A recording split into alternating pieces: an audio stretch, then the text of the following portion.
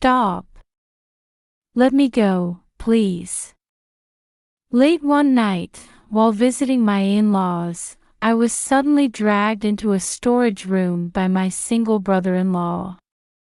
His breathing was heavy, and when I resisted, he covered my mouth and pinned me down.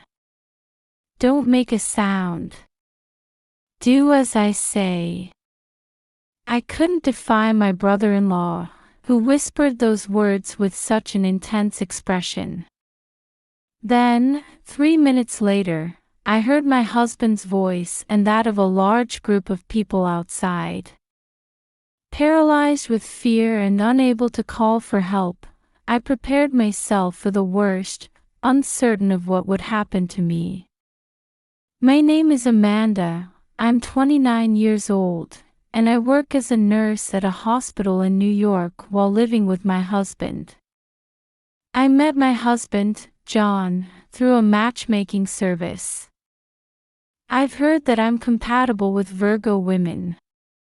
I'm so glad I met you, he said when we first met. I thought he was a bit odd at the time, but otherwise, there was nothing particularly concerning about John. He was a kind-hearted salaryman working for a well-known company, and after dating for a year, we got married. John's family home was in a remote mountain village where they ran a large-scale agricultural operation with their relatives. His family was apparently well-respected in the area, with his mother, the family matriarch, in a position to oversee the extended family. Even so, since they lived far away and my in-laws were always kind to me, I liked them. Since our marriage, we occasionally visited John's hometown together, maintaining a comfortable distance in our relationship. It was during our second year of marriage when it happened. I wasn't feeling well, so I went to the hospital for a checkup and found out I was pregnant. When I told my husband, he was overjoyed, jumping up and down. Amanda, I'm so incredibly happy, he said as he hugged me, and I was enveloped in happiness. John immediately said, "We have to tell my parents." So that weekend, I went with him to visit his family home. "Dad, Mom, Amanda's pregnant," my husband announced. My in-laws' eyes filled with joyful tears. "Congratulations, Amanda. I'm truly happy for you." Even my usually quiet father-in-law's face lit up as he said, "That's wonderful." Grateful to my in-laws, I said, "Thank you very much." "Amanda, is it true you're pregnant?" Suddenly hearing a voice from behind, I turned to see my brother-in-law, Nate, standing there in sweatpants. Nate was 6 years older than John but lived as a shut-in at the family home. With his unkempt hair and somewhat unclean appearance, he looked at me in surprise. "Yes, I'm pregnant."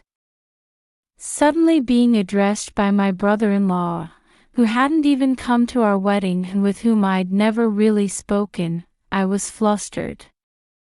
Upon hearing my response, Nate's eyes widened, and he immediately returned to his room. Oh my, Nate didn't even offer congratulations. He's a recluse who's out of touch with the world, Amanda, don't mind him. That's right. He's always been odd. Just pretend he's not there. My husband and mother-in-law tried to smooth things over, but I didn't feel good about it. Ever since I married into the family, whenever I visited, Nate would stare at me with dark eyes, and I found him creepy. It wouldn't be an exaggeration to say I felt disgust towards Nate. That day, we returned home after saying goodbye to my in-laws. Soon after, my morning sickness began, but John was attentive and supportive. He even came with me to prenatal checkups, rejoicing with me as we confirmed that the baby was growing healthily. My husband was so protective of me, it was almost excessive. Don't push yourself at work. It's not just your body anymore. I've talked to your workplace about giving you lighter duties, so don't worry. I was looking forward to the day I would give birth to our child. A month after our visit to the in-laws, John said, "Hey Amanda, let's go to my parents' place next week." I hesitated to respond. I still had some morning sickness and wanted to go to work, so I initially refused. However, John persisted. "There's a local festival happening. A lot of relatives will be gathering, so we need to attend as a couple. But we just visited your family recently, didn't we? This time, I really want you to come. We're definitely going, so get ready." I tried to gently refuse, but my husband was adamant. Then, I received a call from my mother-in-law. "Amanda, we don't intend to make you work in your condition. We just want you to enjoy the festival with John. Please come." After being asked by my mother-in-law like this, I couldn't refuse and agreed to visit. After a few hours' journey to my in-laws' home, my husband's parents greeted me with great joy. "I'm so glad you came. Today is the eve of the festival. Eat plenty." The table was laden with my favorite foods, and I received lavish hospitality. "Tomorrow, relatives will gather, but you don't need to do anything. Just enjoy the festival." When I looked at my husband, he was smiling kindly, and I felt relieved. Although I had been reluctant to come, I thought it was good that I did. Looking forward to tomorrow, I fell asleep in the guest room bed. How many hours had passed? As I slept, I was suddenly awakened by a strong force pulling my arm. I was dragged into the storage room opposite the guest room. When I confirmed who was pulling my arm in the darkness, a chill ran down my spine. It was my reclusive brother-in-law. Locked in the storage room, I came to my senses. "Stop! Let me go!" I shouted with all my might, but Nate covered my mouth and pinned me against the wall. Sensing a threat to my chastity, I struggled desperately, but my brother-in-law's strength was too great for me to escape. "Don't make a sound. Do as I say." With my mouth still covered, I managed to nod somehow. Then, about 3 minutes after I had been locked in, I heard the voices of my husband and many relatives outside. Although I wanted to call for help, I judged it dangerous to defy Nate and held my breath. After the presence of the crowd faded and it became quiet, Nate stared at me intently. "Just be quiet and follow me." I was made to carry a bag with my valuables, and as I followed him through the back mountain, there was a car prepared in an open area. As he got into the driver's seat, I also got into the car as instructed. "What's going on?" Then he opened his mouth and began to tell me something terrifying. Unbelievable. I trembled with fear and anger. 3 days later, I was brought back to the village by Nate, and we opened the front door of my in-laws' house. "Amanda, where have you been? I called you so many times, but you didn't answer." Don't just disappear like that. As soon as we entered, John came to the entrance and suddenly yelled at me. It might have been understandable since I hadn't been able to return his many calls that day. My in-laws looked shocked at the sight of Nate standing next to me. "You've been with Nate for the past 3 days. What's going on?" Nate and I entered the house and faced them in the living room. "Hey! Don't just stand there silent, say something. What's going on here? Why are you with Nate?"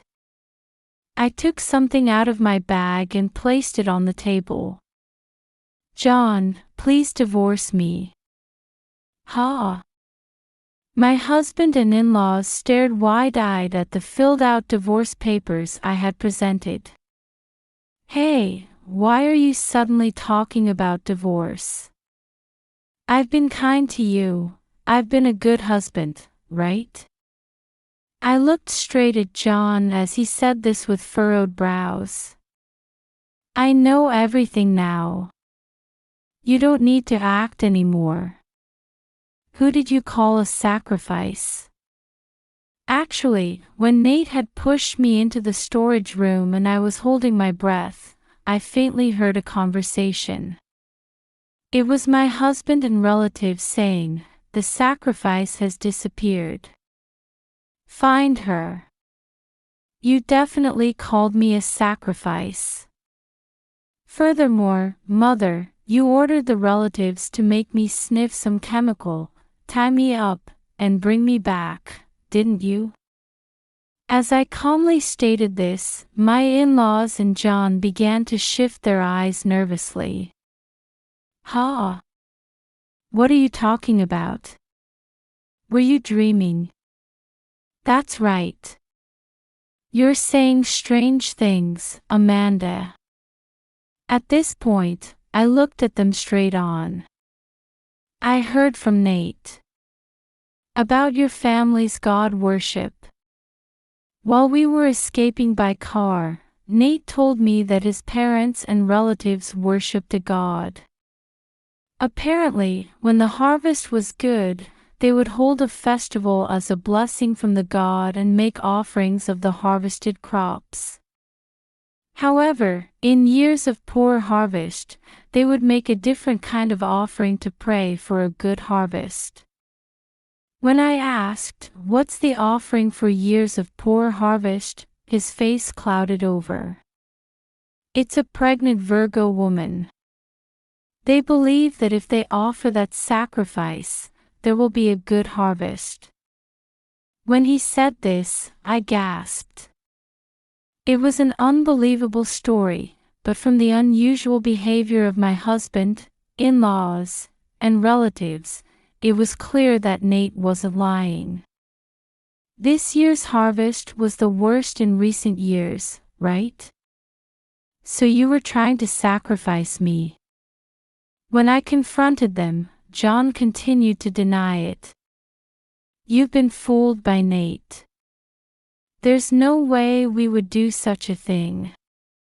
Then the next moment, Nate took out a voice recorder and played it. "This year's poor harvest is serious. Maybe the god is angry. We need to make an offering quickly.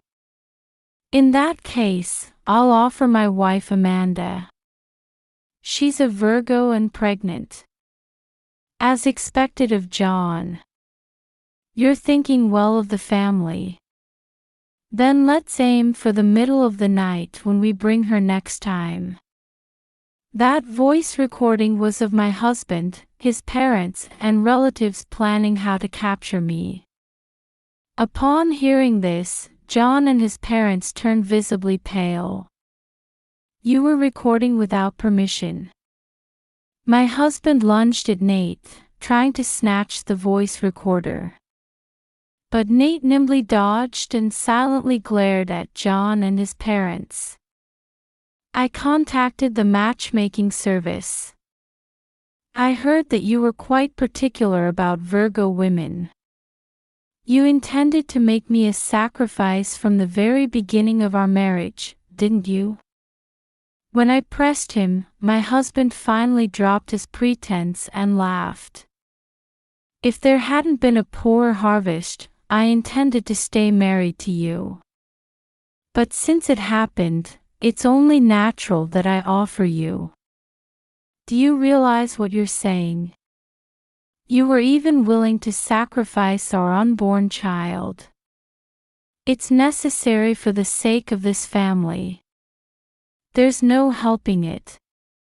Where had my kind husband gone?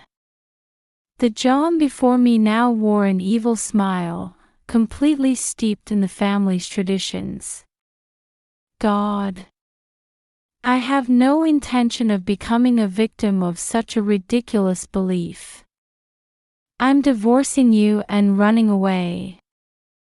Hurry up and sign the divorce papers. When I shouted this, my mother-in-law's eyes bulged. How dare you mock our God? You worthless woman. My father-in-law and husband stood up and grabbed my arms from both sides. The offering ritual isn't over yet. We'll make you a sacrifice right now. As they held me down, my mother-in-law approached me with a cloth that seemed to be soaked in some drug. But the next moment, a voice shouted, "Don't move," and detectives burst in. My husband and in-laws, surprised by the sudden police intrusion, froze. Nate and I had told everything at the big police station in town. Today, I was escorted by the detectives. Investigations are also underway in the neighboring areas. At my words, my mother-in-law's eyes widened as she looked at Nate. You talked to the police? Yes, I told them everything.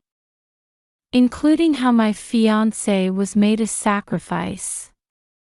What he had told me that day wasn't just about their beliefs. Apparently, during the year of poor harvest 10 years ago, his fiancée had been sacrificed by the family. At that time, Nate had tried to save her, who was carrying his child, but he was locked in the house and didn't know where to go.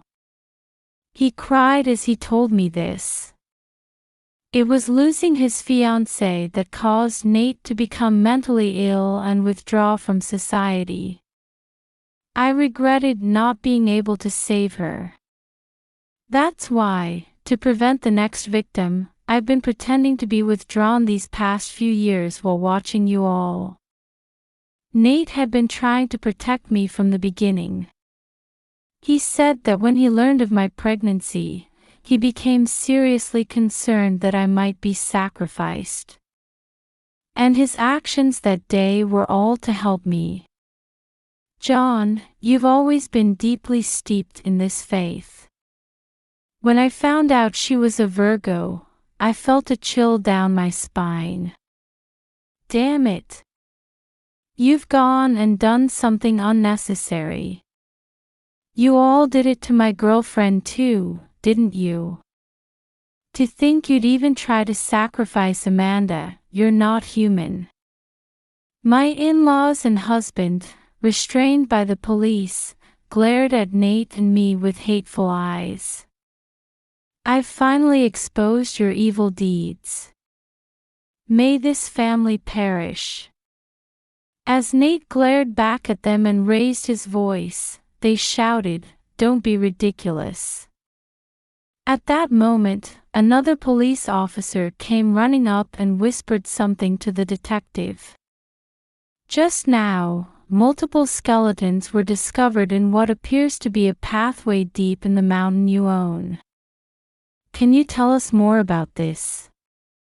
My in-laws turned pale and went limp. John glared at me with bloodshot eyes. This is all your fault. Don't think you'll get away with this. I won't forgive you for sacrificing so many lives for your absurd beliefs. quietly submit to arrest and atone for your crimes." I threw these last words at him. Afterwards, my in-laws and husband were taken away, still shouting something. When I glanced at Nate, he was just silently crying.